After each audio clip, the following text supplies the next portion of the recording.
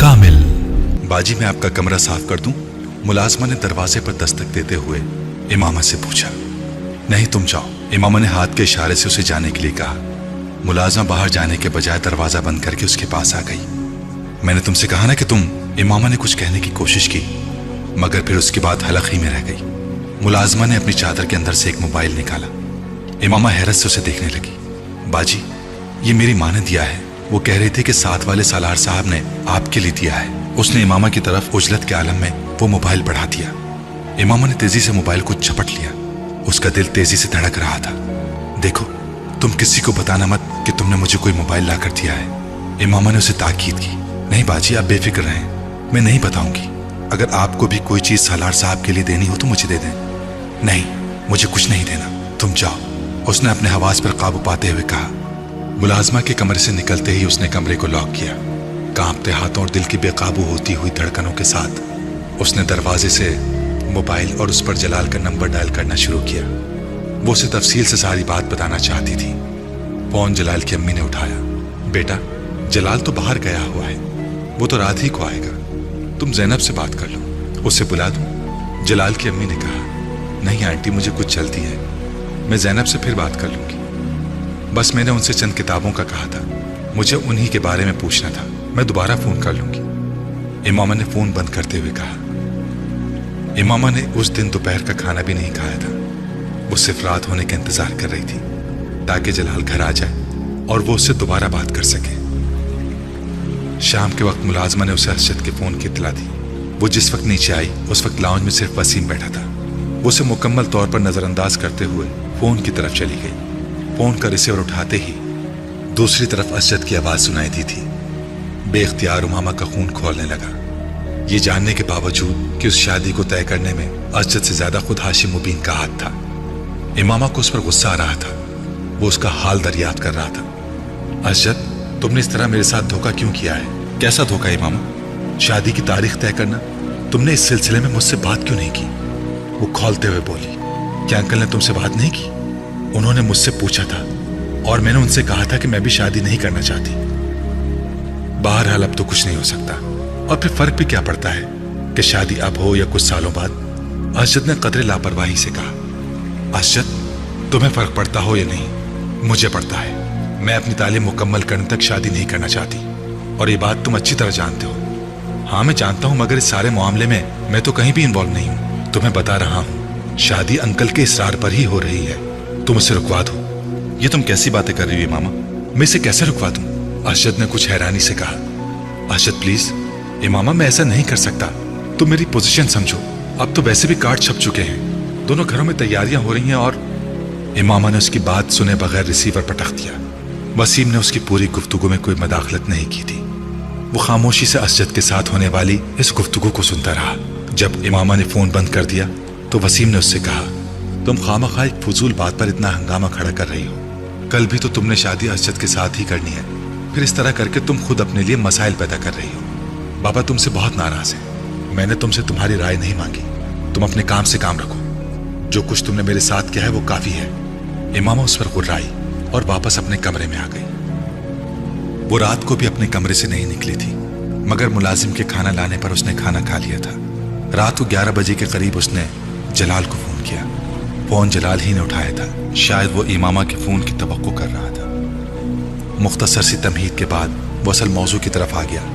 इमामा, मैंने अब्बू से कुछ देर पहले बात की है, उसने इमामा से कहा। फिर वो उसके इस्तफसार पर चंद लम्हे खामोश रहा। फिर उसने कहा, अब्बू इस शादी पर रजामंद नहीं। इमामा का दिल डूब गया। मगर आप तो कह रहे थे उन्हें शादी पर कोई एतराज नहीं होगा। हाँ, मेरा भी यही ख्याल था, मगर उन्हें बहुत सारी बातों पर एतराज है। वो समझते हैं कि तुम्हारे और हमारे घराने के स्टेटस में बहुत फर्क है, और वो तुम्हारे खानदान के बारे में भी जानते हैं। उन्हें सबसे बड़ा एतराज इस बात पर है कि तुम अपने घर वालों की मर्जी के बगैर मुझसे शादी करना चाहती हो। उन्हें यह भी खौफ है कि इस सूरत में तुम्हारे घर वाले मेरे घर वालों को तंग करेंगे। वो साकित बैठी मोबाइल कान से लगाए उसकी आवाज सुनती रही। आपने उन्हें रजामंद करने की कोशिश नहीं की? एक लंबी खामोशी के बाद उसने कहा, मैंने बहुत कोशिश की। उन्होंने मुझसे कहा कि अगर तुम्हारे घर वाले इस शादी पर तैयार हो जाते हैं तो फिर वो राजी हो जाएंगे, इस बात की परवाह किए बगैर कि तुम्हारा खानदान क्या है। लेकिन तुम्हारे घर वालों की मर्जी के बगैर वो मेरी और तुम्हारी शादी को तस्लीम नहीं करेंगे, जलाल ने उससे कहा। और आप क्या कहते हैं? इमामा, मेरी कुछ समझ में नहीं आ रहा। जलाल ने कुछ बेबसी के आलम में कहा। जलाल, मेरे पेरेंट्स कभी आपसे मेरी शादी पर तैयार नहीं होंगे। बसूरत दीगर हमारी पूरी कम्युनिटी उनका बाइकआउट कर देगी और वो ये कभी बर्दाश्त नहीं कर सकते। और फिर आप अजद से मेरी मंगनी को क्यों भूल रहे हैं? इमामा, तुम फिर भी अपने वालिदैन से बात तो करो, हो सकता है कोई रास्ता निकल आए। मैं कल बाबा से थप्पड़ खा चुकी हूँ, सिर्फ ये बताकर कि मैं किसी दूसरे में इंटरेस्टेड हूँ। इमामा की आवाज़ फिर आने लगी। अगर उन्हें यह पता चल गया कि मैं जिसे पसंद करती हूँ उनके मजहब का नहीं है तो मुझे मार डालेंगे। प्लीज़ आप अंकल से बात करें, आप उन्हें मेरा प्रॉब्लम बताएं। उसने मुल्तजियाना लहजे में कहा। मैं अब्बू से कल दोबारा बात करूंगा और अम्मी से भी, फिर मैं तुम्हें बताऊंगा कि वो क्या कहते हैं। जलाल परेशान था। इमामा ने जिस वक्त उससे बात करने के बाद फोन बंद किया वो बेहद दिल गिरफ्तार थी। उसके वहमो गुमान में भी ये ना था कि जलाल के वालिदैन को इस शादी पर एतराज होगा। मोबाइल हाथ में लिए वो बहुत देर तक खाली उस सहने के आलम में बैठी रही। तुम्हारे अब्बू मुझसे पहले ही इस सिलसिले में बात कर चुके हैं और जो वो कह रहे हैं वो बिल्कुल ठीक है। तुमको इस तरह के खतरों में कूदने की कोई जरूरत नहीं है। जलाल की अम्मी ने कतई लहजे में उससे कहा। वो इमामा के कहने पर उनसे बात कर रहा था। मगर अम्मी, इसमें खतरे वाली क्या बात है? कुछ भी नहीं होगा, आप खामखा खौफजदा हो रही हैं। जलाल ने कुछ एहतजाजी अंदाज में कहा। तुम हिमाकत की हद तक बेवकूफ़ हो। उसकी अम्मी ने उसकी बात पर उसे छिड़का। इमामा के खानदान और उसके वालिद को तुम्हारे अब्बू बहुत अच्छी तरह जानते हैं। क्या तुम समझते हो कि तुम्हारे साथ शादी होने की सूरत में वो तुम्हारा पीछा छोड़ देंगे या हमें कुछ नहीं कहेंगे? अम्मी, हम इस शादी को खुफिया रखेंगे, किसी को भी नहीं बताएंगे। मैं स्पेशलाइजेशन के लिए बाहर जाने के कुछ अरसे बाद उसे भी वहां बुलवा लूंगा। सब कुछ खुफिया ही रहेगा, किसी को कुछ पता नहीं चलेगा। हम आखिर इमामा के लिए क्यों इतना बड़ा खतरा मोल लें? और तुम्हें वैसे भी ये पता होना चाहिए कि हमारे यहाँ अपनी फैमिली में ही शादी होती है। हमें इमामा या किसी और की जरूरत नहीं है। अम्मी ने मौजू बदलते हुए कहा। मुझे अगर ये अंदाजा होता कि तुम इस तरह की लड़की में दिलचस्पी लेना शुरू करोगे तो इससे पहले ही तुम्हारी कहीं निस्बत तय कर देती। उसकी अम्मी ने कदरे नाराजी से कहा।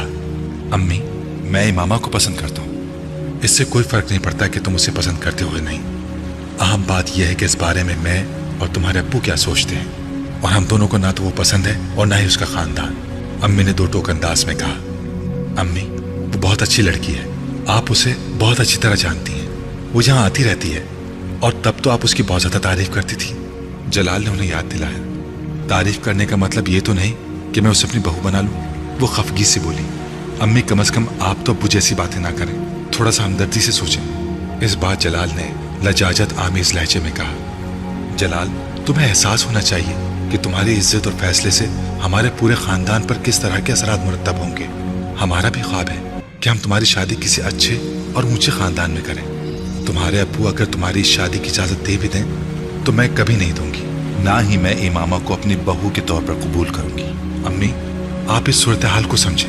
वो कितना बड़ा कदम उठा रही है, इस वक्त उसे मदद की जरूरत है। अगर वो इतना बड़ा कदम उठा रही है तो फिर उसे कम से कम दूसरे के लिए कोई परेशानी खड़ी नहीं करनी चाहिए। मैं उसे बुरा नहीं कह रही, बहुत अच्छा फैसला कर रही है, मगर हम लोगों की अपनी कुछ मजबूरियां हैं। तुम कुछ अक्ल से काम लो। तुम्हें स्पेशलाइजेशन के लिए बाहर जाना है, अपना हॉस्पिटल बनाना है। उसकी अम्मी ने कदरे नरम लहजे में कहा। बेटा, अच्छे खानदान में शादी हो तो इंसान को आगे बढ़ने के लिए बहुत से मौके मिलते हैं, और तुम्हारे लिए तो पहले ही बहुत से खानदानों की तरफ से पैगाम आ रहे हैं। जब स्पेशलाइजेशन कर लोगे तो कितने ऊंचे खानदान में तुम्हारी शादी हो सकती है, तुम्हें इसका अंदाजा भी नहीं है। खुद सोचो, सिर्फ इमामा से शादी करके तुम्हें क्या मिलेगा?